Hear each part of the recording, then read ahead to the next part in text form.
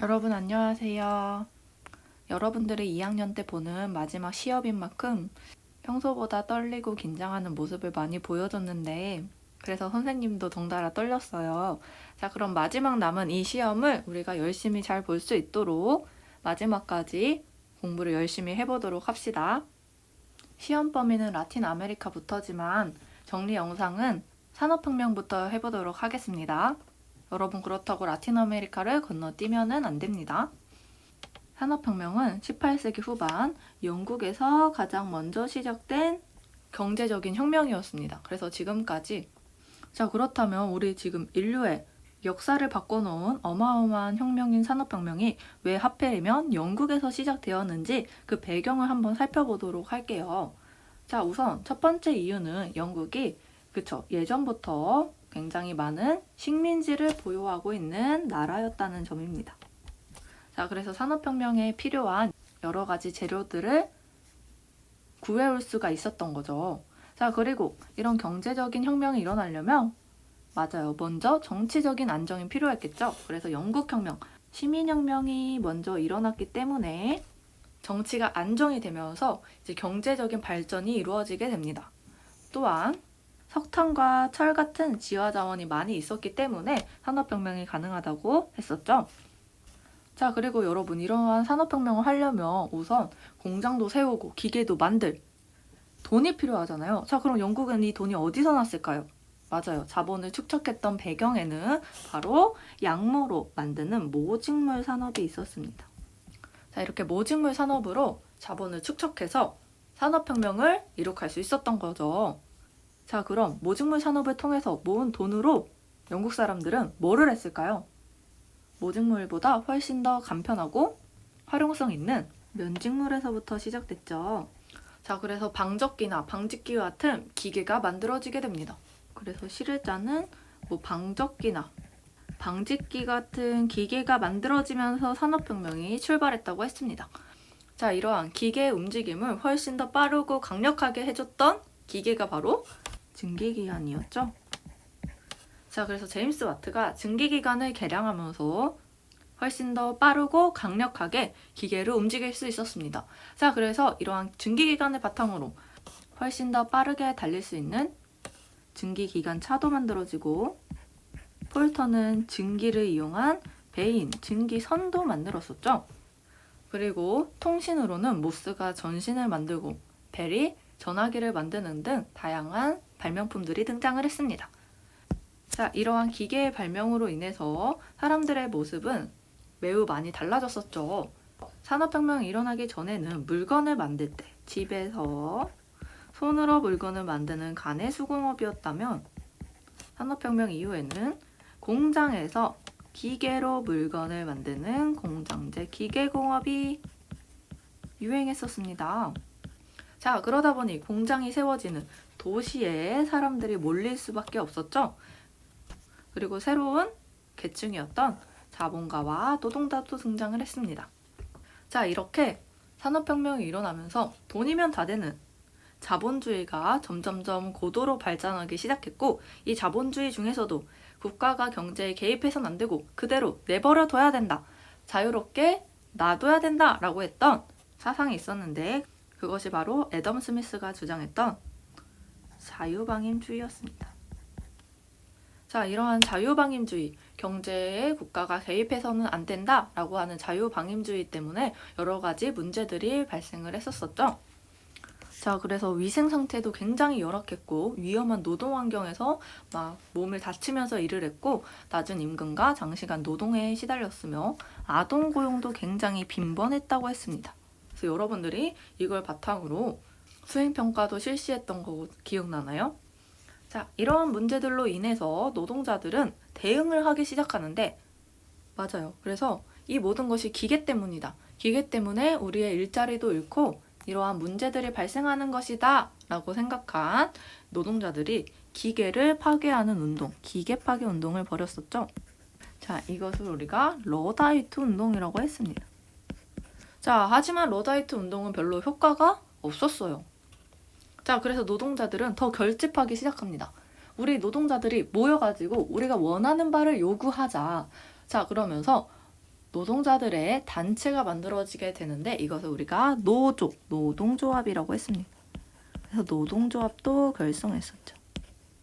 자, 그러다가 이제 노동자들을 위한, 더 이상 자본가만을 위한 사상이 아니라 노동자를 위한 새로운 사상이 만들어지게 되는데 그것을 사회주의라고 했습니다.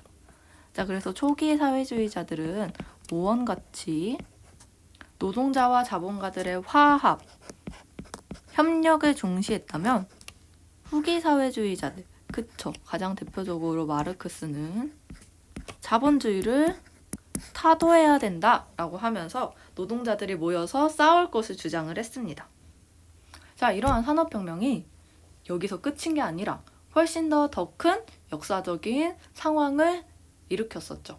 이렇게 산업혁명이 계속 발전되다 보니까 훨씬 더 많은 원료가 필요했고 이 원료로 만든 물건을 팔 수 있는 시장이 필요했습니다.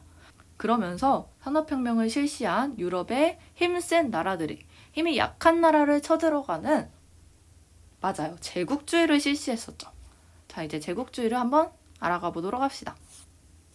이렇게 제국주의는 서양 열강들이 고도로 산업화되면서 원료를 공급받을 공급처와 원료를 가공해서 만든 상품을 판매할 시장이 필요했기 때문에 자기들보다 훨씬 더 약한 약소국을 침략하는 정책을 우리가 제국주의라고 했습니다. 자, 이렇게 강한 나라들이 약한 나라를 쳐들어가는 이러한 제국주의를 정당화하는 이론이 우리가 대표적으로 두 가지가 있었었죠. 그래서 우리가 첫 번째는 다윈이 주장했던 진화론을 인간 사회에 적용하는 사회진화론이 있었습니다. 사회진화론은 자연에 적용되던 약육강식, 적자 생존을 인간 사회에 적용해서 강한 나라가 약한 나라를 지배하는 것은 지극히 당연한 것이다. 강한 나라만 살아남고 약한 나라는 도태되는 것은 너무나 자연스러운 이치이다 라고 하면서 자신들의 제국주의 침략을 정당화하게 되었죠. 오히려 또 반대로는 우리 백인은 문명국인데 다른 식민지들은 아주 미개하고 야만적이기 때문에 우리 문명국인 백인들이 미개하고 야만적인 식민지들을 사람답게 살 수 있도록 도와주는 것이다. 오히려 이것이 우리 백인들의 책임이다, 의무이다 라고 하는 백인의 짐도 있었습니다. 자, 이렇게 여러 가지 내용들로 정당화한 제국주의 침략을 우리가 한번 아프리카와 아시아로 나눠서 다시 한번 정리를 해보도록 할게요. 자, 영국은 여러분 저 위에 이집트의 카이로에서부터 저 밑에 남아프리카의 케이프타운까지를 세로로 연결하는 종단 정책을 실시했었고, 반대로 프랑스는 서쪽의 알제리에서부터 동쪽의 마다가스카르까지를 이렇게 가로로 있는 횡단 정책을 실시했습니다. 자, 이렇게 영국은 세로, 프랑스는 가로로 가로지르는 종단 정책과 횡단 정책을 하다 보면은 이 두 정책이 가운데에서 빵 하고 터질 수밖에 없었는데, 이렇게 영국과 프랑스가 대립한 사건은 우리가 파쇼다 사건이라고 했었죠. 그런데 이런 파쇼다 사건은 프랑스가 양보하고 이제 영국이 파쇼다를 가져가게 되면서 결국 일단락 됐었습니다. 자, 그럼 이제 아시아 태평양으로 넘어가 보도록 할까요? 아시아에서도 역시나 많은 식민지를 가져갔던 나라는 바로 영국이었습니다. 자, 영국은 가장 의미 있는 식민지를 가져가기도 했었는데요. 맞아요, 인도였죠. 자, 그리고 태평양에는 오스트레일리아, 호주도 식민 지배를 했었고 호주 옆에 있는 뉴질랜드도 가져갔었습니다. 자, 그리고 프랑스는 인도차이나 반도를 가져갔었죠. 자, 그래서 인도차이나의 가장 대표적인 프랑스 식민지는 베트남이 있었습니다. 자, 그리고 세 번째, 네덜란드는 인도라고 써있네요, 여러분. 근데 선생님이 인도는 영국 거라고 했잖아요. 자, 그러면 네덜란드는 인도 뭐뭐를 식민 지배하고 있었을까요?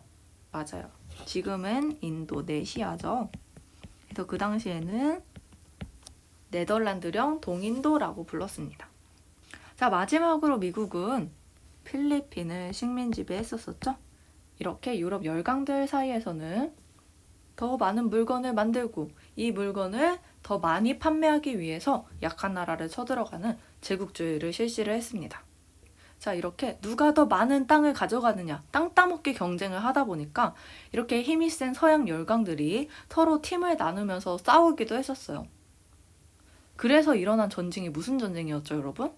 맞습니다. 제1차 세계대전이었었죠. 자, 그럼 제1차 세계대전의 내용도 한번 살펴봅시다. 이제 1차 세계대전이 그럼 이제 제국주의에 의해서 어마어마한 역대급 전쟁, 제1차 세계대전이 일어나는 배경과 과정을 한번 살펴보도록 하겠습니다. 자, 우리가 제1차 세계대전이라는 어마어마한 전쟁이 일어나게 된 숲을 보면 아주 크게 넓게 보면은 이렇게 땅 따먹기를 누가 더 많이 하느냐를 두고 이 힘센 열강들이 경쟁을 했기 때문이었어요. 자, 그래서 서로 더 많은 땅 따먹기, 더 많은 식민지를 지배하기 위해서 경쟁을 하게 됐었는데 영국은 이렇게 많은 식민지를 연결하는 3C 정책을 실시했었고 그래서 이집트의 카이로, 남아프리카의 케이프타운, 인도의 콜카타를 연결하는 3C 정책을 실시했으며 독일은 베를린, 오스만 제국의 비잔티움, 이라크의 바그다드를 연결하는 3D 정책을 실시해서 두 열강 간의 대립은 불가피해졌습니다. 자, 이러다 보니까 이 나라들이 각각 자기만의 팀을 형성을 하게 되었었죠.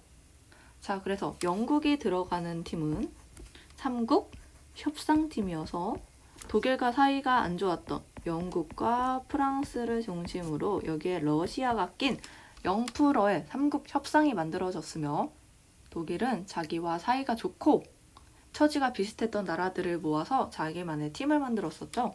그게 바로 삼국 동맹이었어요. 그래서 독일을 중심으로 독일, 오스트리아, 이탈리아가 한 팀을 먹어서 경쟁을 하게 됐습니다.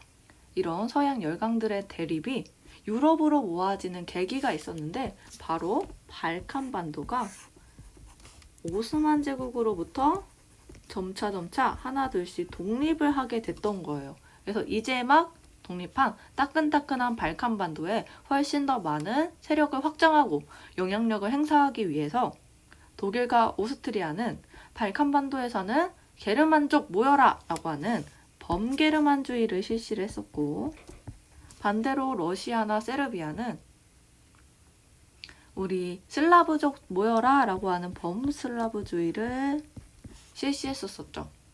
자, 그러면서 이제 발칸반도는 이 두 민족이 대립할 수밖에 없는 언제 터질지 모르는 시한폭탄, 화약고 같은 역할을 했었습니다. 이렇게 제국주의 열강들 간의 대립이 제1차 세계대전을 일으켰던 커다란 숲이었다면 이제 작은 나무를 하나씩 살펴볼까요? 이 발칸반도에서도 이제 막 독립했던 보스니아 헤르체코비나라고 하는 조그만한 나라가 있었는데 이 나라가 독립하자마자 호시탐탐 노렸던 나라가 있었습니다. 바로 북쪽에 있던 오스트리아와 바로 옆 동쪽에 있던 세르비아였죠. 자, 오스트리아는 범게르만주의의 대표적인 나라였고 세르비아는 범슬라브주의의 나라였습니다. 자, 이 두 다른 민족의 나라가 보스니아 헤르체코비나를 두고 경쟁을 했던 거죠. 자, 그런데 이 보스니아 헤르체코비나를 결국에는 오스트리아가 가져가게 되고 세르비아는 획득을 하지 못했습니다. 자, 그러자 불만을 가지고 있던 세르비아 청년이 오스트리아 황태자를 빵야빵야하고 암살하는 사건이 발생했는데 이 사건이 바로 보스니아 헤르체코비나의 수도였던 사라예보에서 일어나서 우리가 사라예보 사건이라고 했었죠. 자, 이렇게 결국 서양 열강들 간의 땅 따먹기 경쟁이 유럽에서도 일어나게 되면서 제1차 세계대전이 발발할 수밖에 없었습니다. 자, 그러면서 세르비아를 러시아가 도와주게 되고 러시아를 영프가 도와주게 되며 오스트리아는 독일이 도와주게 되고 이렇게 점점 많은 나라들이 참여하게 되면서 러영프를 중심으로 하는 연합국팀과 독오를 중심으로 하는 동맹국팀이 형성이 됐었습니다. 자, 그래서 연합국에는 삼국 동맹이었던 이탈리아가 같은 팀인 독일과 오스트리아의 배신을 때리고 협상팀으로 들어왔으며, 아시아에서는 신흥 강자였던 일본이 연합국으로 참전을 하게 되었죠. 동맹국으로는 오스만 제국이 참전을 하게 되면서 점점점 많은 나라들이 참여하게 되는 그야말로 세계대전으로 발전을 하게 되었습니다. 자, 그러면 이런 어마어마한 제1차 세계대전이 어떤 과정을 통해서 결국에는 일단락되게 되었는지 한번 살펴보도록 할게요. 그럼 선생님이 여기 그려놓은 유럽의 지도를 한번 볼까요, 여러분? 자, 바로 여기 섬나라가 영국이었고, 영국에서 바다만 건너면 프랑스, 프랑스 옆에 독일, 독일 옆에 오스트리아, 이렇게 부츠 모양으로 생긴 이탈리아, 또 가장 동쪽에 있는 러시아, 그리고 오스트리아와 러시아 가운데 있는 발칸반도. 자, 이렇게 가장 대표적인 나라들이 위치해 있었었죠. 자, 그 중에서도 이 유럽의 정중앙 가운데 있었던 나라는 독일이었죠. 자, 그래서 이렇게 중간에 위치해 있던 독일은 서쪽으로는 영국과 프랑스, 동쪽으로는 러시아와 양쪽으로 전쟁을 해야 되는 굉장히 힘든 상황이었습니다. 자, 그래서 독일은 영국과 프랑스 서부 전선을 빠르게 무찌르고 서쪽으로 보냈던 서쪽에 투입한 병사들을 동쪽 러시아 동부 전선으로 보냄으로써 이 전쟁을 빠르게 끝내려고 계획을 했었지만 계획은 계획에 불과할 뿐 현실로 실행되기는 어려웠습니다. 자, 그래서 특히나 서부 전선에서는 여러 가지 새로운 무기들이 만들어지게 되면서 전쟁이 점점 길어졌었죠. 특히나 서부 전선에서는 땅을 파서 이 땅속 안에서 방어적으로 전쟁을 하는 참호전이 일어나게 되면서 전쟁이 장기적으로 길게 이어졌었습니다. 자, 이렇게 점점 질질 끄는 전쟁을 빨리 해결하기 위해서 영국은 독일의 바닷길을 막고 물자의 운송을 막으려고 했습니다. 자, 그래서 독일은 이 바닷길을 열심히 뚫어야만 했어요. 자, 그래서 바다에서의 새로운 무기, 잠수함을 만들어서 이 잠수함을 가지고 무차별적으로 많은 선박들을 공격하는 무제한 잠수함 작전을 벌였습니다.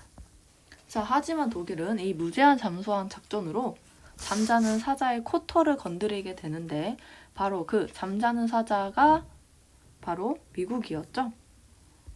자, 이 당시 미국의 여객선이었던 루시타니아호를 침몰시키게 만들므로써 결국 독일은 잠자코 있었던 미국을 건드리게 되었고, 미국은 독일에게 선전포고를 하면서 연합국으로 참여를 하게 됩니다. 자, 이렇게 얻는 게 있으면 우리가 잃는 게 있다고 했습니다. 미국을 얻었던 연합국은 다시 한번 다른 나라를 잃게 되는데 바로 러시아에서 혁명이 일어나면서 러시아는 이 전쟁에서 빠지고 말았죠. 자, 하지만 뒤늦게 들어온 미국의 강력한 군사력과 지원을 바탕으로 결국 연합군의 승리로 이 전쟁은 끝이 나고 말았습니다. 자, 이렇게 역대급으로 많은 나라들이 새로운 무기를 바탕으로 치열하게 싸운 전쟁이었죠. 그래서 이 당시 제1차 세계대전은 나라의 모든 힘을 전쟁에 투입하는 총력전을 실시했었습니다. 남성들은 전쟁터에 나가고 여성들은 공장에서 물건을 생산하면서 나라의 모든 자원과 인력이 전쟁을 위해서 사용되어지는 새로운 전쟁 양상이 등장을 했습니다. 그리고 이 당시에 새로운 무기로 기관총, 우리가 아까 봤던 잠수함, 탱크, 독가스 등도 새롭게 발명이 되었었죠. 그래서 이전과는 차원이 다른 어마어마한 사상자를 낳기도 했습니다. 자, 어쨌든 지금까지는 전례 없었던 역대급 전쟁 제1차 세계대전이 결국 연합군의 승리로 막을 내리게 되었습니다. 자, 하지만 전쟁으로 인해서 다치거나 죽은 사람들은 연합국 군인들이 훨씬 더 많았어요. 자, 연합국은 전쟁에서 이겼다고 해서 이긴 게 아니었죠. 자, 전쟁에서 진 동맹국이든 전쟁에서 이긴 연합국이든 그 피해는 어마어마했습니다. 자, 그래서 제1차 세계대전을 겪으며 이 두 나라들은 엄청난 충격에 빠지게 돼요. 그래서 두 번 다시는 이러한 전쟁이, 이렇게 많은 사상자를 내는 전쟁이 일어나서는 안 된다 라고 하면서 평화를 되찾으려고 하는 노력을 실시했었죠. 이런 제1차 세계대전 이후 유럽의 여러 나라들이 평화를 되찾기 위해서 어떠한 노력을 했는지 또 알아보도록 할게요. 자, 그러면 이제 제1차 세계대전 이후 평화를 지키려고 노력했던 베르사유 체제를 한번 알아봅시다. 자, 제1차 세계대전이라고 하는 어마어마한 전쟁이 끝났으니까 이 문제를 어떻게 해결할 것인가를 두고 여러 나라들이 모여서 회의를 해야겠죠? 자, 그래서 이 문제를 해결하기 위해 파리 강화 회의가 개최되었습니다. 자, 이 파리 강화 회의는 미국의 대통령 윌슨이 주도를 했다고 했어요. 자, 그래서 미국의 대통령 윌슨은 우리가 제1차 세계대전과 같은 바보 같은 행동을 두 번 다시 반복하지 않고 평화를 유지하려면 무려 14가지의 약속을 꼭 지켜야 된다라고 하면서 14개조 평화 원칙을 제시하였고 이를 바탕으로 회의가 진행됐었죠. 자, 이렇게 여러 나라들이 모여서 회의한 결과를 이제 글로 땅땅 확정을 해야 됩니다. 그래서 승전국이었던 연합국과 패전국이었던 독일국 사이에 조약을 체결하는데 이 조약을 베르사유 조약이었어요. 자, 베르사유 조약은 제1차 세계대전이라고 하는 어마어마한 전쟁의 책임이 어떤 나라에게 있다고 명시했었나요? 맞습니다. 바로 독일이었죠. 자, 그래서 독일의 복수하는 성격이 굉장히 강했습니다. 그래서 모든 전쟁의 책임은 독일에게 있다라고 하면서 모든 피해를 독일에게 떠넘겼어요. 그래서 영토도 뺏고 식민지도 뺏고 배상금도 지불시키고 독일은 정말 힘들 수밖에 없었죠. 자, 이렇게 제1차 세계대전 이후 평화를 되찾으려고 노력했지만 독일에게 모든 책임을 전가하면서 한계점을 분명히 가지고 있었던 체제를 우리가 베르사유 체제라고 부릅니다.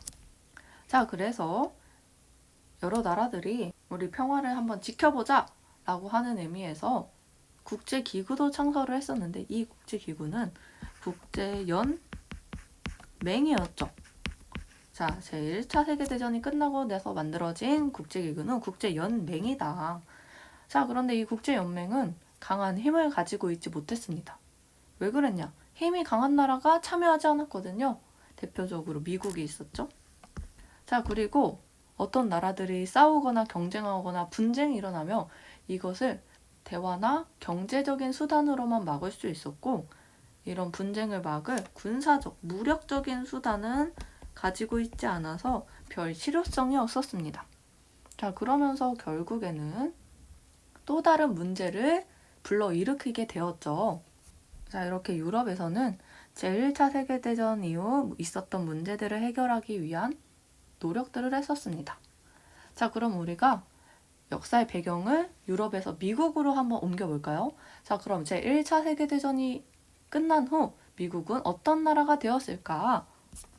자, 제1차 세계대전 후 미국은 굉장히 부유하고 잘 사는 나라가 되었습니다.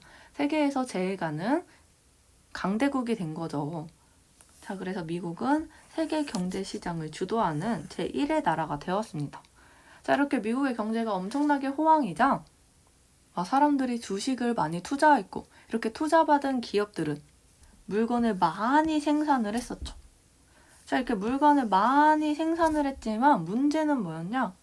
기업들만 돈을 벌었고 노동자들의 임금은 그대로였다는 거였어요. 자, 여러분, 노동자들의 임금은 오르지 않고 그대로면 노동자들은 소비를 못하겠죠. 자, 이렇게 노동자들은 벌이가 부족해서 물건을 만든 만큼 소비를 할 수가 없었고 이렇게 소비되지 않은 물건은 재고로 창고에 쌓일 수밖에 없었습니다.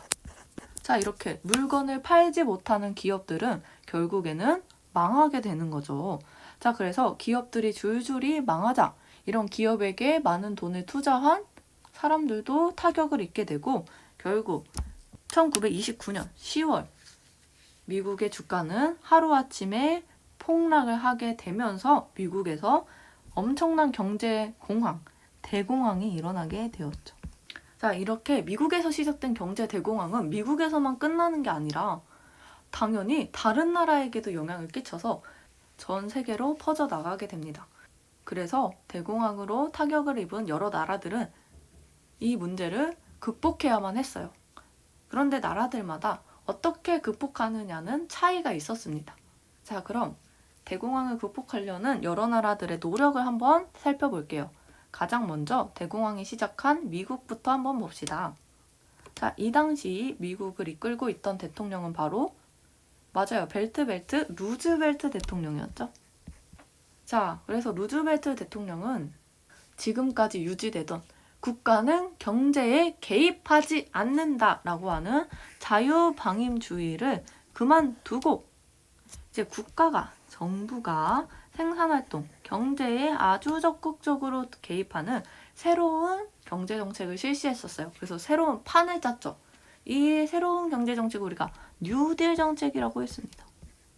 자, 그래서 뉴딜 정책의 일환으로 테네시강 유역개발공사도 실시하고 최저임금제도 만들고 실업수당도 주는 등 노동자의 권리를 보장하는 새로운 정책들을 실시하면서 미국의 경제는 차츰차츰 원래 모습을 되찾아가게 됩니다. 자, 그럼 두 번째, 영국과 프랑스의 사례를 한번 볼까요? 자, 영국과 프랑스는 예전부터 많은 식민지를 가지고 있던 나라였잖아요. 본국과 해외 식민지를 더 끈끈하게 연결해서 식민지로부터 쥐어뜯고 착취함으로써 본국의 경제를 지키고 보호하려는 정책을 실시하게 됩니다. 자, 그런데 문제는 뭐냐? 미국처럼 정부가 주도로 경제를 끌고 나갈 수 있는 나라도 아니고 그렇다고 영국과 프랑스처럼 식민지가 많은 것도 아닌 애매하고 어정쩡한 나라들이 있었습니다.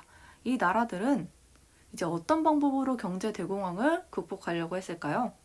자, 그럼 그 대표적인 나라인 독일, 이탈리아, 일본을 한번 살펴봅시다. 자, 그럼 세 번째, 식민지도 없고 미국처럼 국가가 주도해서 경제를 이끌 수도 없는 나라들을 한번 알아봅시다. 자, 이런 나라들 중 가장 대표적인 나라는 바로 독일, 이탈리아, 일본이었죠. 자, 이렇게 경제 대공황으로 혼란스러워진 틈을 타서 다시 경제를 회복시키겠다는 명분으로 독일, 이탈리아, 일본에서 등장한 새로운 체제를 우리가 전체주의라고 했었죠. 자, 전체주의는 이름 그대로 민족이나 국가와 같은 전체의 이익을 위해서 하나하나의 개인은 희생해야 한다라고 하는 개인의 희생을 강요하는 체제를 우리가 전체주의라고 했습니다. 자, 그럼 이런 전체주의의 가장 대표적인 나라들을 하나씩 알아보도록 할게요. 첫 번째로는 우리가 이탈리아가 있었죠.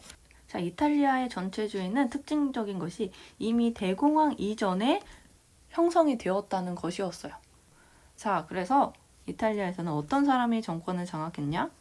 무솔리니라는 사람이 파시스트라고 하는 당을 만들어서 독재 정치를 실시를 했었습니다. 자, 독일에서는 그 유명한 히틀러가 경제 대공황을 배경으로 권력을 장악할 수 있었죠. 자, 그래서 히틀러는 이제 나치스 혹은 나치라고 하는 당을 만들어 선거를 통해서 합법적으로 권력을 장악하고 독일 전체를 이끌게 됩니다. 자, 그런데 히틀러는 게르만족이 세상에서 가장 우월하고 뛰어난 민족이다 라고 하면서 독일 사람들을 하나로 끌어모으려고 했어요. 자, 그런데 우리가 세상의 이치라는 게 가장 잘나고 가장 뛰어나고 가장 우월한 민족이 있다면 어떤 사람들도 있어야겠어요. 그쵸? 가장 질이 나쁘고 가장 열등한 민족도 있어야 된단 말이죠. 자, 그래서 히틀러는 그러한 민족으로 유대인을 지목하게 됩니다.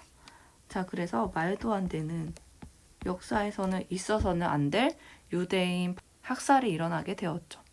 자, 이러한 사상을 바탕으로 아우슈비츠 등 여러 수용소에서 유대인들만 무려 600만 명 이상의 유대인들이 학살당했습니다. 이러한 사건은 우리가 외국어로는 홀로코스트라고 불러요. 자, 이러한 가슴 아픈 역사는 우리가 시험 끝나고 좀 더 자세히 살펴보도록 합시다. 자, 이렇게 전체주의 국가들은 이제 경제 대공황을 극복하기 위해서 식민지가 없으니 다른 나라를 쳐들어갈 수밖에 없었죠. 자, 그래서 독일, 이탈리아, 일본은 그래서 이런 독일, 이탈리아, 일본 전체주의 국가들은 국민을 하나로 모은 다음에 힘이 약한 다른 나라들을 침략하게 됩니다. 우선 일본은 자신이 식민 지배하고 있던 한국, 청일전쟁에서 청나라로부터 뺏어온 대만, 러일전쟁으로 러시아한테 뺏어온 사할린선, 이런 조그만한 식민지 혹은 영토밖에 없었기 때문에 더 크고 더 뜯어먹을 게 많은 식민지가 필요했고, 그래서 한국을 넘어 한국 바로 위에 있는 만주까지 침략하는 만주사변을 벌였었죠. 일본은 중국을 침략해야겠기 때문에 강한 군사력이 필요했고, 국가의 제1의 목표, 제1의 우선순위는 군대가 됩니다. 자, 이렇게 군사와 군대를 강조하던 일본은 만주사변을 계기로 이런 군대가 권력을 잡고 나라의 모든 1순위를 군사에 두는 군국주의가 등장하게 됐습니다. 자, 그러면서 이제 중국 침략을 본격화하게 되죠. 자, 이탈리아에서는 제국주의 때 침략을 했었지만 패배를 당했던 에티오피아를 다시 쳐들어갔죠. 자, 이렇게 유럽을 중심으로 있었던 사건들을 쭉 연결을 해서 정리를 해보았습니다. 산업혁명에서부터 제국주의, 그리고 제1차 세계대전, 그 다음에 제1차 세계대전 이후 평화를 되찾으려고 했던 베르사유 체제, 그리고 대공황, 전체주의까지 이 전체적인 흐름과 각각 주제의 세부적인 내용들까지 여러분들이 이해할 수 있는 되었기를 바랍니다.